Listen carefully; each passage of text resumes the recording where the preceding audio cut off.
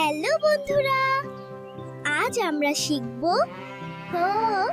গৃহপালিত প্রাণীদের নাম। এটা হলো গরু। গরু দুধ দেয়। এটা ছাগল। ছাগল খুব চঞ্চল আর দুধও দেয়। এই প্রাণীটি ভেড়া।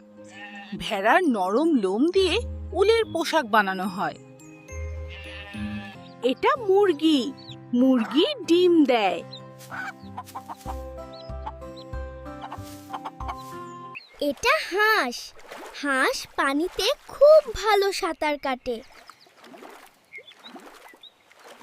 এই প্রাণী ঘোড়া। ঘোড়া খুব দ্রুত দৌড়াতে পারে। এটা বিড়াল। বিড়াল খুবই মায়াবী পোষা প্রাণী। এটা কুকুর। কুকুর খুব বিশ্বস্ত আর বুদ্ধিমান। আজ আমরা শিখলাম গৃহপালিত প্রাণীদের নাম। ফিরে আসবেও নতুন ভিডিও নিয়ে। Bye bye.